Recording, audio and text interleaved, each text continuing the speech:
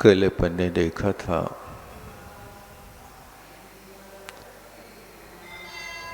कि यहाँ पर सभी वस्तुओं में जो अध्यवसान है उसका आचार्य महाराज ने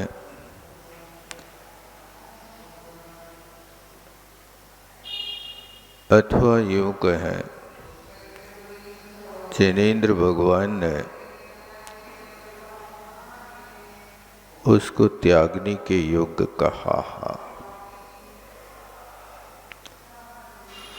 कारण बताया कि व्यवहार पराश्रित होता है, निश्चय स्वाश्रित होता है। इसलिए पराश्रित तब तक रहा जाता है जब तक अपने पैरों में बल नहीं होता है। बच्चा उंगली पकड़ करके तब तक चलता है जब तक उस बच्चे के पैरों में बल नहीं आता। और जब बच्चे के पैरों में बल आ जाता है तो माता पिता की उंगली को छोड़ करके वो आगे आगे भागता है। व्यवहार ने चूंकि प्रारंभ में आचार्य महाराज ने लिखा था व्यवहरण नया स्यात् प्राक पदभ्याम, जिन लोगों ने अभी पहली भूमिका पहली बार जमीन में पैर रखा है उनके लिए हस्तावलंबन की जरूरत है। इसी तरह यहाँ पर जब तक निश्चय के आश्रित नहीं हो जाते, जब तक निश्चय रत्नत्रय को प्राप्त नहीं करते, तब तक व्यवहार का आलंबन लिया जाता है। और जब निश्चय में प्रवेश कर जाते हैं तो फिर व्यवहार को छोड़ना नहीं पड़ता, अपने आप छूट जाता है। क्योंकि जैसे ही सीढ़ियों पर एक कदम आगे रखते हैं तो प्रारंभ अवस्था की सीढ़ी अपने आप छूट जाती है। जैसे जैसे आपकी भूमिका बढ़ती जाती है वैसे वैसे आपके पूर्व कार्य छूटते जाता है। बच्चा जब प्रारंभ में विद्यालय में प्रवेश करता है तो उस समय उसके लिए आवश्यकता होती है वर्णमाला सिखाने की, गिनती सिखाने के, जोड़ घटाना सिखाने के। लेकिन जब उस विषय में प्रवेश कर जाता है तो क्या वो बच्चा जिंदगी भर वर्णमाला ही पढ़ता रहता है? वर्णमाला तो यही काम में आना, क्योंकि जितने भी पद वाक्य शास्त्र बनेंगे इन्हीं वर्णों से बनेंगे। बिना वर्णों के कोई शास्त्र नहीं बन सकता, कोई वाक्य नहीं बन सकता। लेकिन प्रारंभ अवस्था में अभी शुद्ध रूप से उच्चारण करते थे, बेटा आ अनार का, यानी अभी तुम्हारे लिए जरूरत है अनार वाले या को सिखाने की। अभी पूरा अनार नहीं कहेंगे, अनार में से नार को छोड़ देंगे, या को सिखाएंगे। वो फिर जब उसके बाद में वो वर्णमाला सीख जाता और जानने लगता है कि आ ना रा इनको मिलाओ तो अनार फल बन जाता। अब आगे जब और विकास कर लेता है तो फिर वहां पर अनार फल के अर्थ को छोड़ करके अब दूसरा अर्थ भी निकाल लेता है। ना नार इति अनार, अब ये नार नहीं है, अनार बन गया, पुरुष बन गया। पुरुष किसे कहते हैं? अस्ति पुरुष चिदात्मा, जो चैतन्य स्वरूपी आत्मा है उसको पुरुष कहते हैं। आत्मा का नाम पुरुष है। उस आत्मा के नाम को पुरुष कहा है और यहाँ हमने एक लिंग विशेष में डाल दिया है। अमृतचंद स्वामी ने पुरुषार्थ सिद्धि उपाय में परिभाषा बनाई। पुरुष किसे कहते हैं? पुरुषा चिदात्मा अस्ति, जो चैतन्य स्वरूप आत्मा है वो पुरुष है और कोई दूसरी वस्तु नहीं है। इस प्रकार से दोनों नयों की भूमिका अपने आप में कहाँ कैसी होती है उसका निर्वाह करना चाहिए। हे तो तुम्हें कहना नहीं, भूमिका दोनों की बनाना, लेकिन वही वस्तु आगे चल कर के जब उस व्यवहार से दूर हो जाती तो उसके साथ अन्य व्यवहार प्रयोग किया जाता। लड़की की जब तक शादी नहीं होती है तब तक उस घर में वो कन्या है, और शादी होने के बाद घर बदल गया,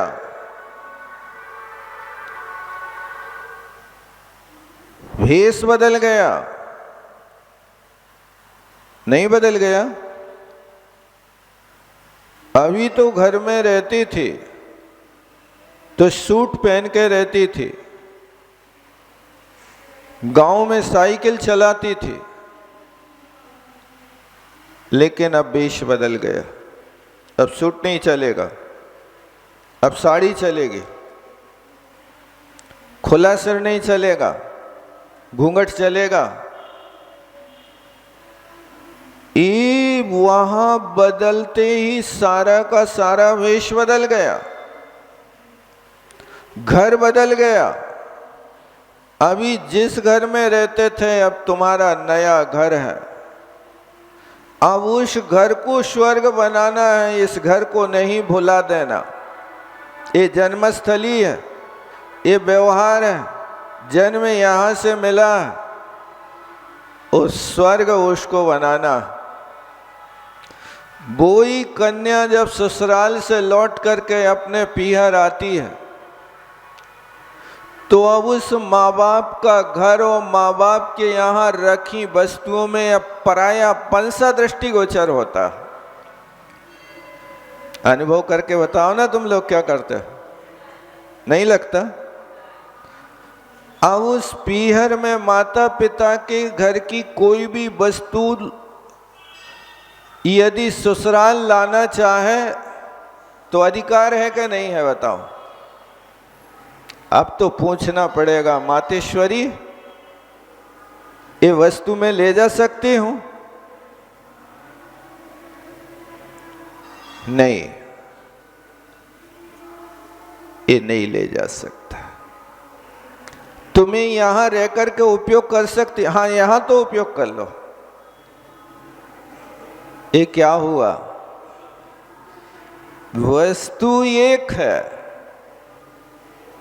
लेकिन उस वस्तु के साथ यहां व्यवहार अलग, वहां व्यवहार अलग। यहां बेटी है, वहां बहू है। यहां का नाम अलग है, वहां का नाम, ये नाम नहीं चलेगा तुम्हारा घर में गुड़िया बुढ़िया। अब वहां नाम रखा जाएगा समता रानी। क्या नाम चयन किया बताओ? आशा रानी। समता भी कोई रानी होती है बेटा? अब तुम्हें इस घर में समता से रहना है, इसलिए रानी के आगे समता जोड़ा जा रहा।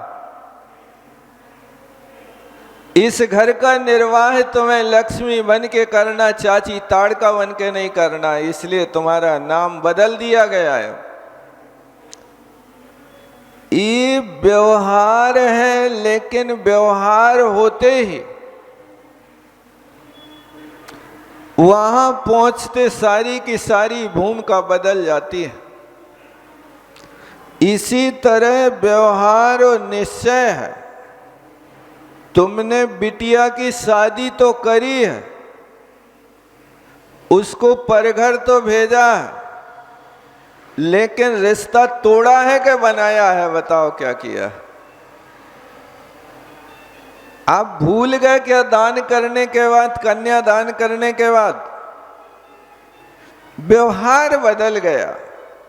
हमारी जिम्मेदारी खत्म एक वस्तु से हो गई, लेकिन जिम्मेदारी खत्म होने के बाद भी जिम्मेदारी बढ़ भी गई।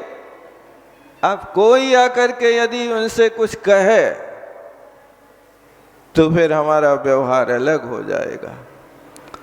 इस तरह यहाँ पर व्यवहार नए के लिए आचार्य महाराज अब यहाँ क्या कह रहे हैं देखो गाथा में।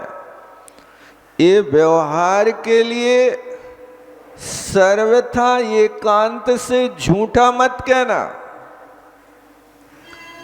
ये हस्तावलंबन है, ये बहुत बड़ा उपकारी है, लेकिन इस उपकारी का उपकार हम तब तक याद रखेंगे जब तक हम निश्चय रत्नत्रय में प्रवेश नहीं कर जाएंगे। और निश्चय रत्नत्रय में जैसे ही हम प्रवेश करेंगे, वैसे यहाँ छोड़ना नहीं पड़ेगा, अपने आप छूट जाएगा, इसकी ओर उपयोग नहीं जाएगा। आज तुम मंदिर आते हो तो सबसे पहले द्रव्य ढूंढते हो, चंदन ढूंढते हो, लेकिन कल मुनि दीक्षा लोगे तुम मंदिर तो आओगे, भगवान की वंदना करोगे, लेकिन अब द्रव्य की ओर झांकोगे नहीं। अब जरूरत नहीं द्रव्य, अब तो भाव स्तुति करेंगे, भाव वंदना करेंगे। क्यों? क्या हुआ? अब परिग्रह का त्याग हो गया, याचना का त्याग हो गया। हम किसी से कह नहीं सकते भाई साहब हमें पूजा करने के लिए द्रव्य दे दो। द्रव्य देवी दे तो हम धो नहीं सकते हैं, आरंभ का त्याग है। द्रव्य होगी तो परिग्रह का संग्रह करना पड़ेगा। जब इस भूमिका से, श्रावक की भूमिका से ऊपर उठ गए, अब जरूरत नहीं है उसकी, ये अपने आप स्वतः छूट गया। और यदि कोई मुनि बनने के बाद फिर नीचे आ जाए, फिर कपड़ा पहन ले, गृहस्थी बसा ले, तो फिर वो द्रव्य ढूंढेगा, मंदिर जाएगा। अब बिना द्रव्य के नहीं रह सकता, बिना अभिषेक के नहीं रह सकता। क्योंकि श्रावकोचित भूमिका में श्रावकोचित काम करना आवश्यक है। भूमिका आगे बढ़ती है तो उस भूमिका में आपके लिए एक अलग कार्य हो जाता है। इसी बात को आचार्य महाराज आगे कहते हैं, देखो एवं व्यवहार नो परिसिद्धो जान निश्चय नयना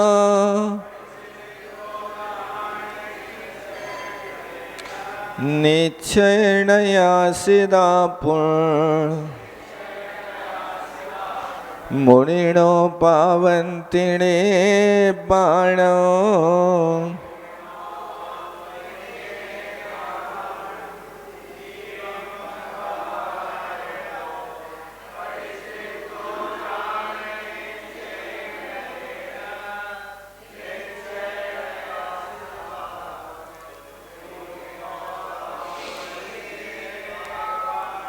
अब कहते हैं एवं, एवं क्यों दिया? एवं माने इस प्रकार। अब व्यवहार को अलग कर रहे हैं परिवार से। क्यों भैया? अलग होने की क्या नौबत आ गई? बताओ। अब क्यों दो भाई भाई अलग हो रहे हो? हाँ देखो, एवं समाज को कारण बताना होगा। दुनिया को कारण बताओ कि तुम अलग हुए क्यों? विभीषण रावण के साथ से भागा क्यों? सीता का हरण हुआ क्यों? द्रौपदी को दांव पे लगाया क्यों? ये सब कारण बताइए आप। इस तरह यहां आचार्य महाराज कहते हैं एवं, भैया ये कारण है, इसलिए व्यवहार नय परिसिद्धो निश्चय नयेण जान। निश्चय नय से देखा जाए तो इस व्यवहार का प्रतिषेध जानो। क्यों? क्योंकि ऊपर लिखा था इनने के अन्याश्रिता निखला अपि व्यवहारा त्याजिता। क्योंकि ये व्यवहार अन्य के आश्रित है, ऊपर कलसा में लिखा था ना इन्हें। आज कोई खास कार्यक्रम है क्या? तो उस कारण से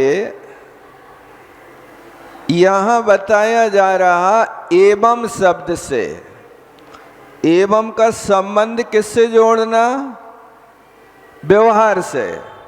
व्यवहार का कारण किससे जोड़ना?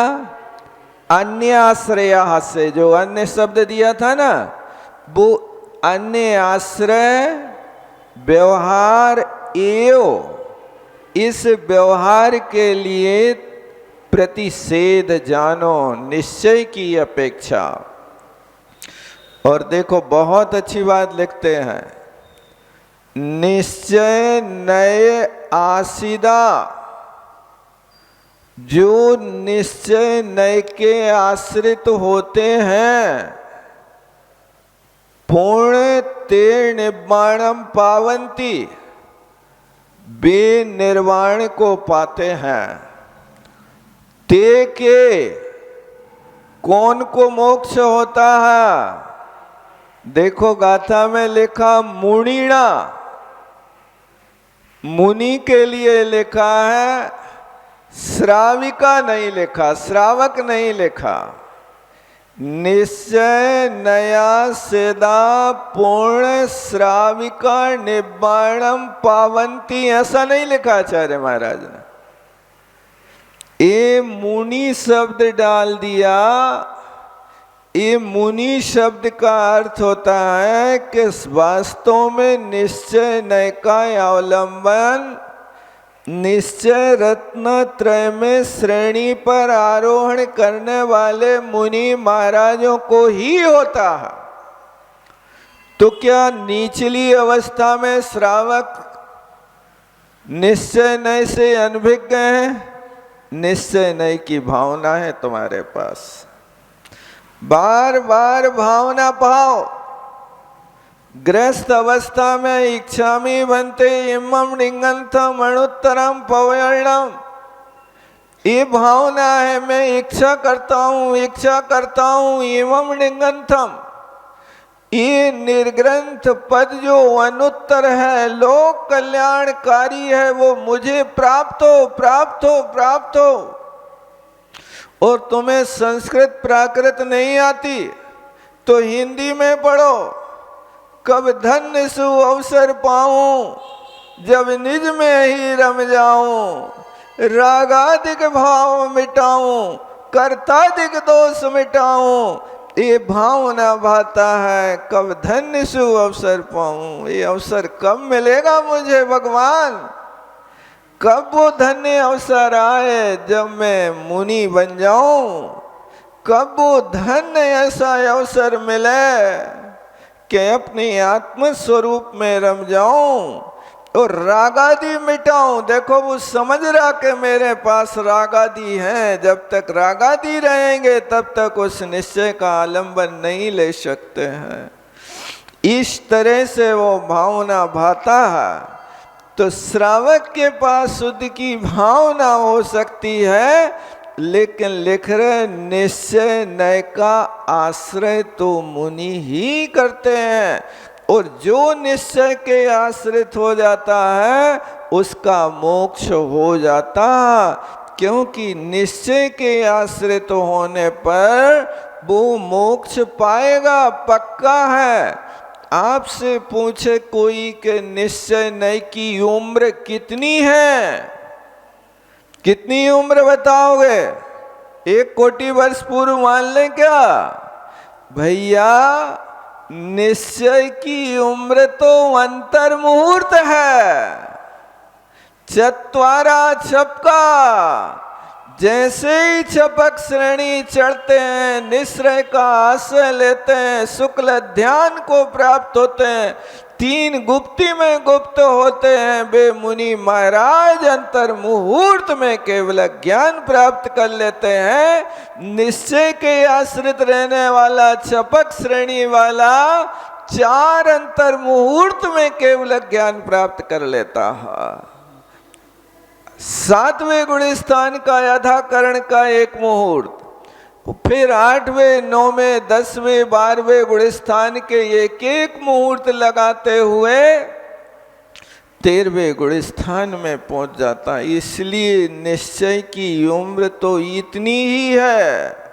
निश्चय की भावना की उम्र लंबी हो सकती है, लेकिन यहाँ पर मुनिनो निब्बाणम पादंती, आचार्य महाराज तो सीधा मोक्ष भेज रहे, केवल ज्ञान की बात ही नहीं कर रहे। यानी इनके यहाँ मोक्ष होता, कुंद कुंद स्वामी और ऊंची भूमिका में वहां शुद्धोपयोग यथाख्या चारित्र की उपस्थिति में मान रहे। इसलिए यहाँ कहा कि ये मुनि शब्द दिया, सुन लो अच्छे से, कि निश्चय नय का आश्रय यहाँ से होता है। इसके पहले की भूमिका में व्यवहार नय था, उस व्यवहार का अप्रतिषेध कर दिया।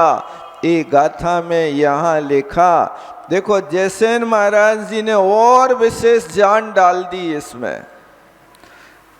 351 पृष्ठ में लिखा, जयसेन महाराज शुरू से लिखते हैं, अतः परम अभेद रत्न त्रयात्मक निर्विकल्प समाधि रूपेण निश्चय नयन। अतः माने अब इसके बाद यहाँ तक जो बात हुई, वो बात तो अभी व्यवहार निश्चय से मिश्रित होती रही। आप कहते हैं इसके आगे, परम माने आगे, अभेद रत्न त्रयात्मक। अभेद का अर्थ होता कि यहाँ अब भेद नहीं रहा। अभेद कहें या निश्चय रत्न त्रय कहें अथवा त्रिगुप्ती कहें या उपेक्षा संयम कहें या शुक्ल ध्यान कहें या छपक श्रेणी उपसम श्रेणी कहें, ये सब एकार्थवाची हैं। इसलिए अभेद रत्नत्रयात्मक निर्विकल्प समाधि, अभी नीचे तो विकल्प हो रहा था। विकल्प किसे कहते हैं? कल पढ़ा था ना आप लोगों ने। देखो पूर्व के पृष्ठ में कहा था जहां संकल्प विकल्प होता है तो संकल्प की परिभाषा बनाई थी कि स्त्री पुत्र मित्र धन आदि में ममत्व बुद्धि होना, और विकल्प बनाया था कि सुख दुख में हर्ष विषाद करना। उस सुख दुख में हर्ष विषाद करने का नाम विकल्प, और उन विकल्पों से जो निष्क्रांत हो गया उसको कहते निर्विकल्प। बात समझ में आई कि नहीं? विकल्पेभ्यो निष्क्रांता इति निर्विकल्पा, जो विकल्पों से अब निष्क्रांत हो गए। कौन सा विकल्प? होकर सुख में मगन न फूलें, दुख में कभी न घबरावें। ये दोनों चीजें सुख दुख की हर्ष विषाद की भूमिका ये विकल्प कहलाती है।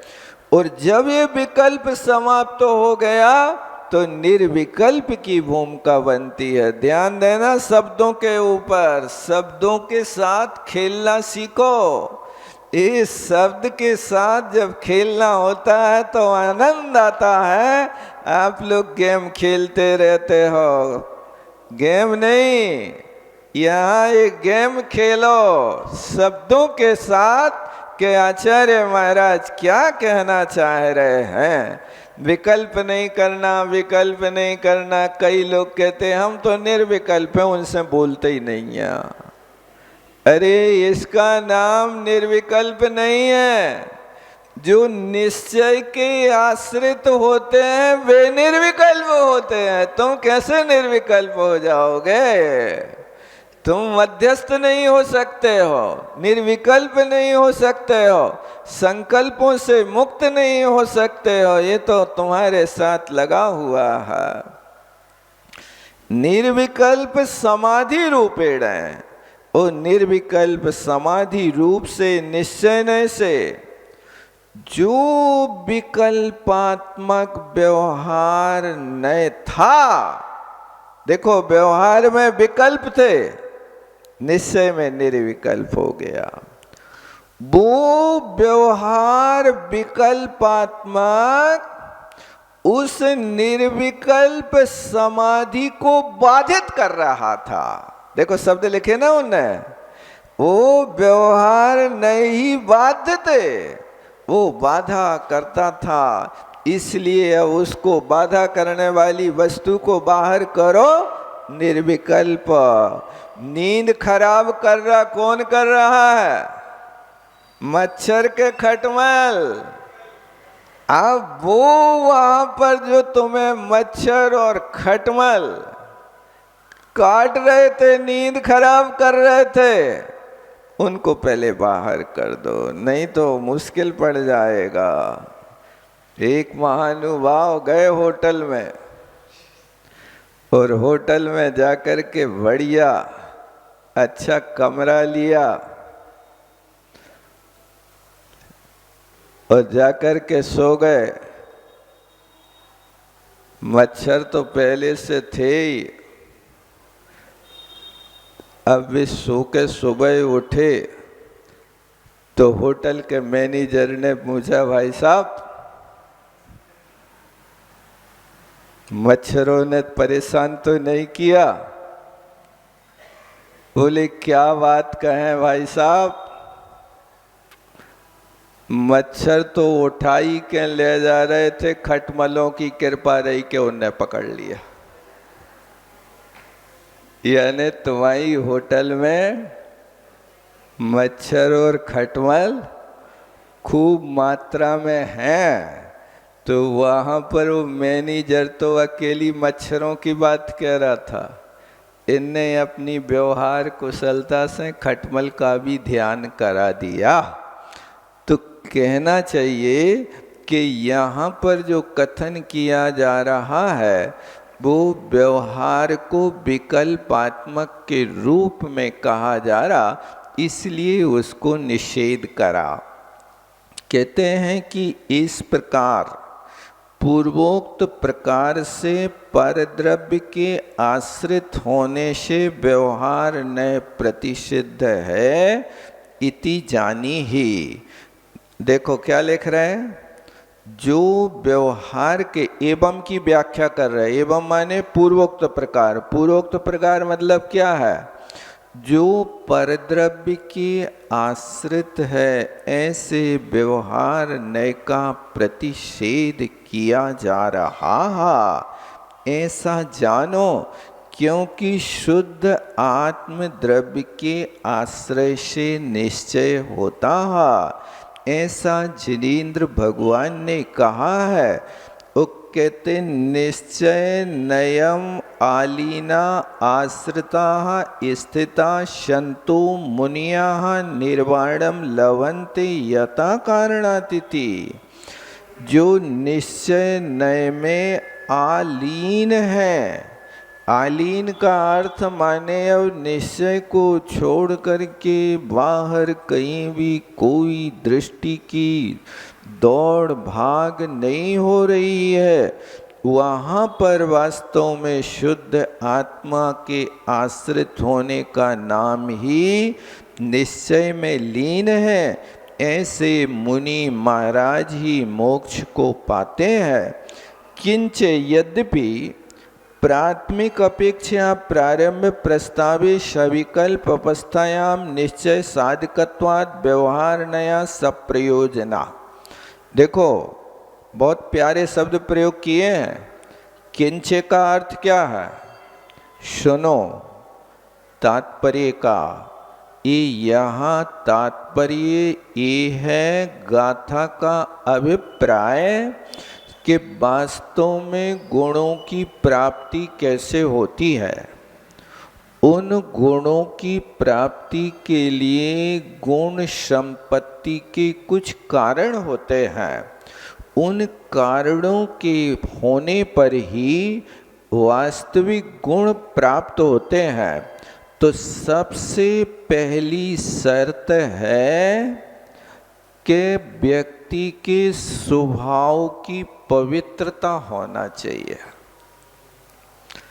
जब तक स्वभाव की पवित्रता नहीं होती है तब तक गुणों की संपत्ति प्रकट नहीं होती है।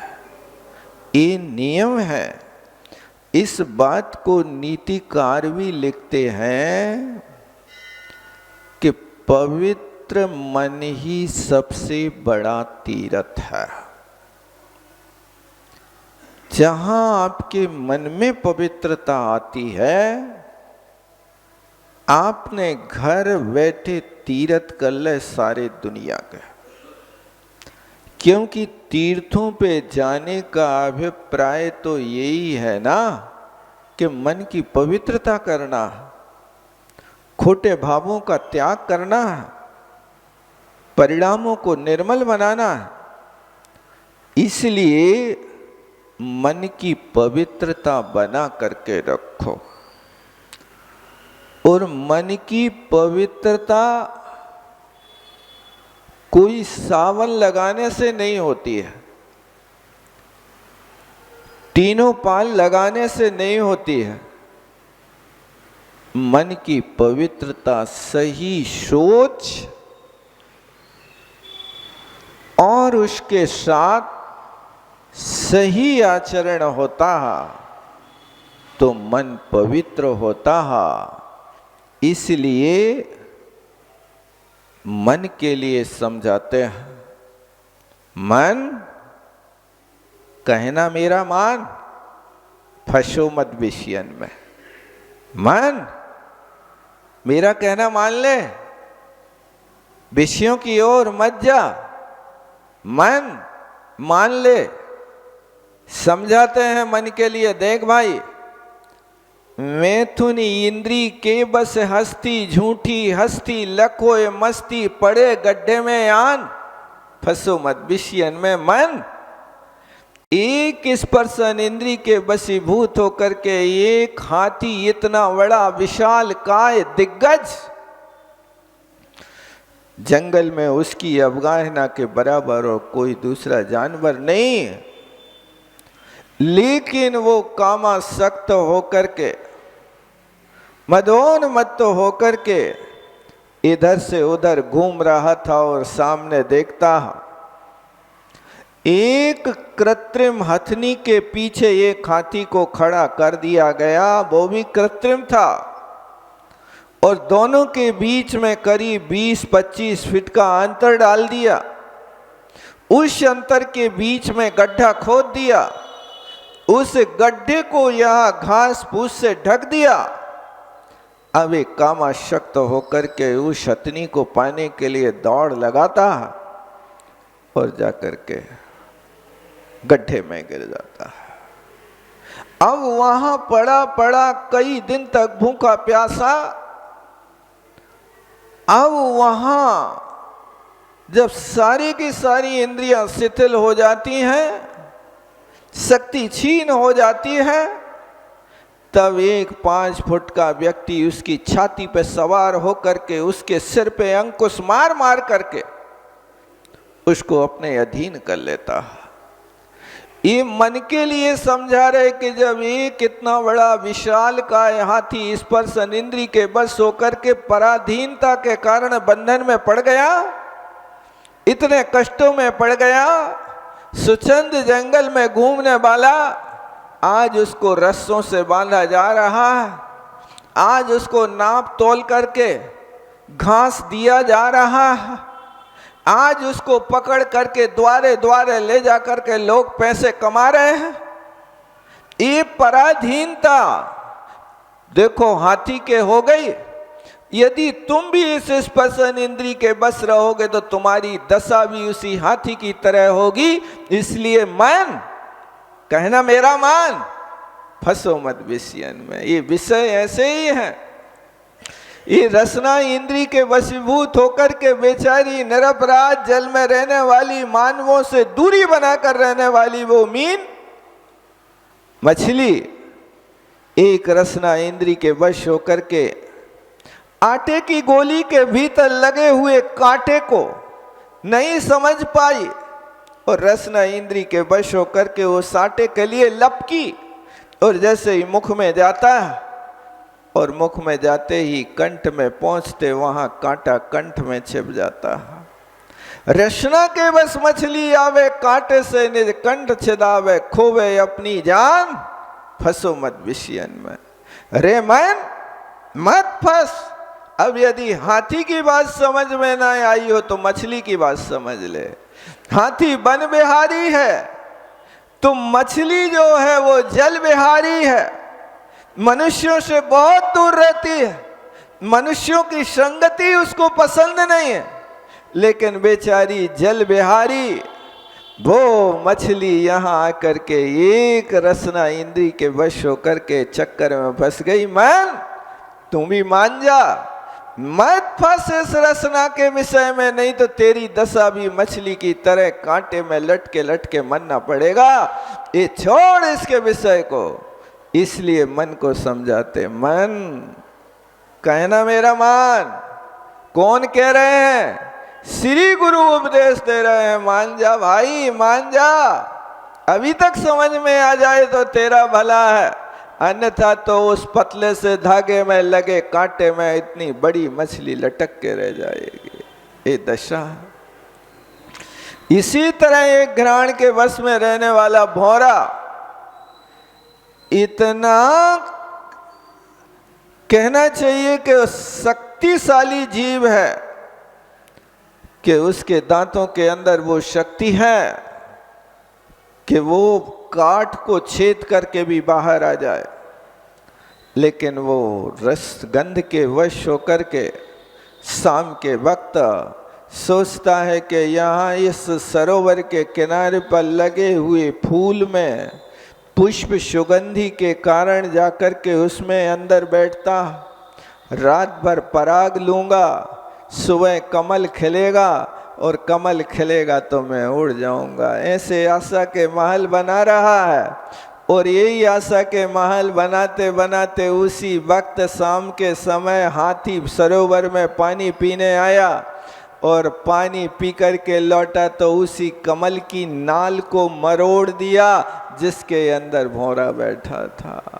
जो आशा के महल बना रहा था अब वो हाथी की डाढ़ के नीचे चबेना बन गया। क्या ठिकाना है। सोच रहा था कि प्रातः काल सूर्य उदय होगा, कमल खिलेगा और कमल खिलते ही मैं उड़ जाऊंगा और रात भर पराग लूंगा। यही कमल की तरह उस भौरे की दशा तो इस मानव की है।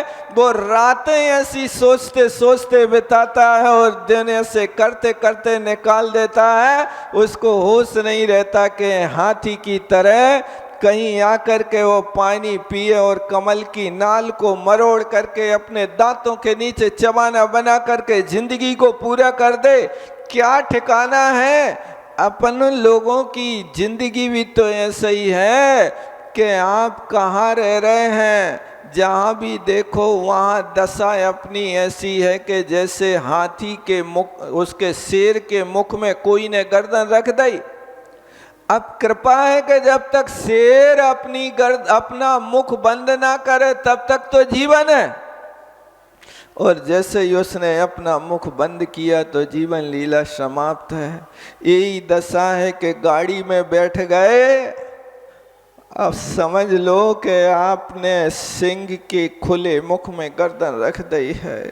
क्या ठिकाना, कहाँ क्या हो जाए, कब क्या घटित हो जाए। आए दिन आप देखते हो सैकड़ों एक्सीडेंट होते हैं, जीवन क्षण भर में समाप्त हो जाता है। इसलिए गमनागमन कम करो। जहाँ पर विशुद्ध परिणाम होते हैं, मन पवित्र होते हैं, वहाँ के देवता लोग जाना आना ज्यादा नहीं करते हैं। ऊपर ऊपर के देवों के लिए लिखा गति शरीर परिग्रह भी मानतो ही ना। उन ऊपर के विशुद्धि संपन्न देवों के पास गमनागमन नहीं होता ज्यादा। शरीर उनका छोटा होता है, परिग्रह उनके पास थोड़ा होता है। ये सारी की ओर परिग्रह अल्प रहता है। ये सारी की सारी चीजें जहाँ लेस्या शुक्ल होती है, शुभ परिणाम होता है, वहाँ ये सब आना जाना करते ही नहीं। इस 16वें स्वर्ग तक के देव तो फिर भी गमन कर लेते हैं, लेकिन ग्रैवकवासी, अनुत्तरवासी और अनुदिशवासी ये तो अपना स्थान छोड़ के ही नहीं जाते, वहीं रहते शांति से। इनको कोई लेना देना नहीं दुनिया से। इसलिए ये सब समझो कि ये गमनागमन में बहुत खतरा है, कब क्या ठिकाना हो जाए। और गमनागमन करो तो सल्लेखना लेके करो कि हे परमात्मा, जब तक मंजिल को न पहुंच पाए तब तक सब प्रकार के आहार पानी का त्याग, सब प्रकार के परिग्रह का त्याग, सबसे मोह चिंता का त्याग, और बस यही भावना भाव के आत्म स्वरूप अत्वा आराधना विचारूं। अरहंत सिद्ध साधु रटना यही लगाऊं, अरहंत सिद्ध साधु रटना यही लगाऊं। ऐसी पवित्र भावना के साथ में जाना पड़े तो जाना, और नहीं जाना पड़े तो कोशिश करना कि टालने की कोशिश करना। क्योंकि ये सारे के सारे जितने व्यवहार हैं ये बिना माया के नहीं होते हैं, इनमें माया कसाई की प्रवृत्ति करना पड़ती है। संस्कृति क्रिया न माया विवर्जिता, इस संसार की क्रिया बिना मायाचार के नहीं होती है, वो मायाचार करनी पड़ता है। इस तरह से यहाँ पर आचार्य महाराज ने ये बात लिखी कि प्राथमिक अवस्था में तो यहाँ ये होता है, लेकिन बाद में जब निश्चय में प्रवेश करते हैं तो ये सारे के सारे विकल्प वहाँ समाप्त हो जाते हैं। समय हो गया, इतना ही रखते टीका कल।